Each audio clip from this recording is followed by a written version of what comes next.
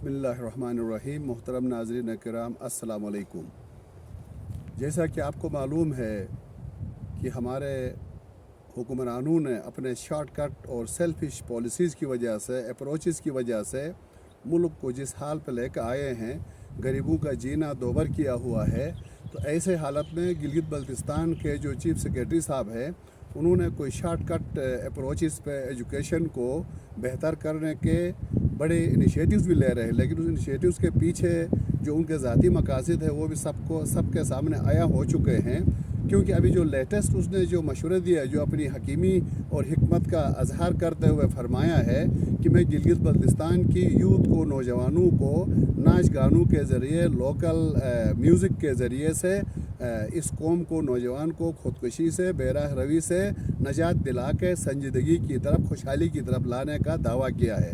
तो इस हवाले से इंशाल्लाह मैंने कुछ आपके साथ अराइज़ नफ्सियात दानों के हवाले से, दूसरे जो सोशल जो मेडिकल साइंसेस के हवाले से भी कुछ अराइज़ मैंने आपकी खिदमत में पेश की हैं। लेकिन मेरी खुशनसीबी है हम सब की कि हमारे दरमियान एक रिलीजियस, क्वालिफाइड रिलीजियस स्कॉलर, मुहक्किक मौजूद हैं जो तहकीक पर उबूर रखते हैं। मैं उनकी आरा को भी लेना चाहता हूँ कि आगाह मोहतरम से गुजारिश है कि आप हमारी यूथ को, हमारे अवाम को बताएं कि क्या वाकई लोकल गाने, म्यूज़िक या इस तरह की दूसरी जो चीज़ें हैं गैर अखलाकी, ये हमारी नस्ल को खुदकुशी से बचा सकती है, या यही खुदकुशी की तरफ ले जाने वाली जो कुरान और हदीस की रोशनी में हमारी रहनुमाई फरमाएँ। बिस्मिल्लाहिर्रहमानिर्रहीम। बहुत अच्छा सवाल किया आपने।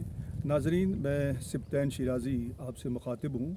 जहाँ तक इस बात का ताल्लुक़ है कि बेरा रवी की तरफ मुआशरा जा रहा है या ख़ुदकुशी की तरफ सोसाइटी बढ़ रही है और जराइम की तरफ लोगों का रुझान हो रहा है, अगर ये कंसेप्ट लिया जाए कि इस आयाशी और इस फहाशी के ज़रिए और इस इंटरटेनमेंट के ज़रिए, जो बिल्कुल बेहुदा इंटरटेनमेंट है, कि हम माशरे को अच्छाई की तरफ ले आ सकते हैं, सुकून की तरफ ले आ सकते हैं, बेहतरी की तरफ ले आ सकते हैं, तो ये बिल्कुल फजूल और गलत सवाल है।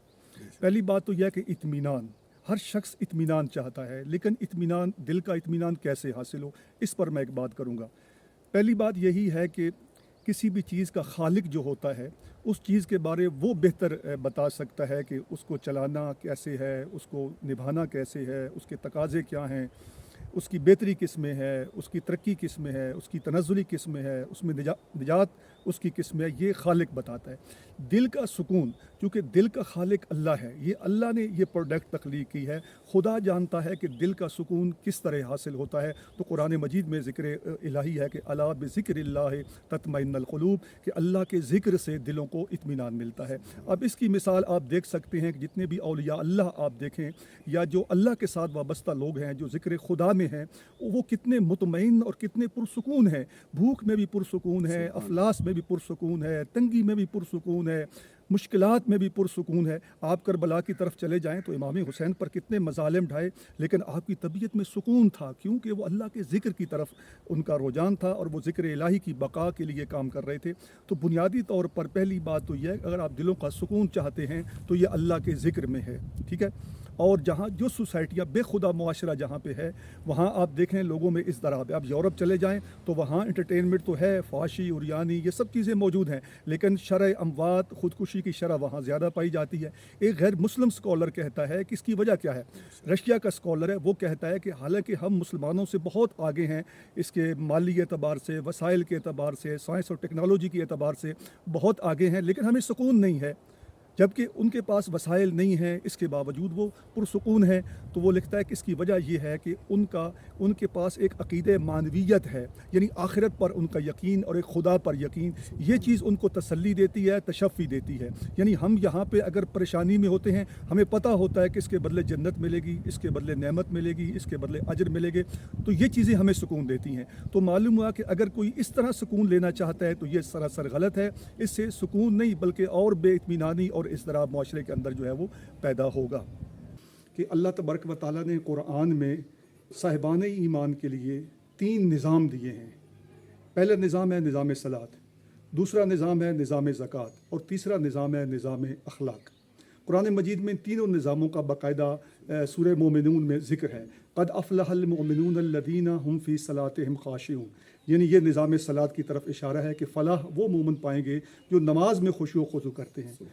والذین هم عن اللغو معرضون، کہ وہ لغویات سے اپنے آپ کو بچاتے ہیں. یہ نظام اخلاق ہے اسلام کا کہ وہ اپنے آپ کو لغویات سے بچاتے ہیں.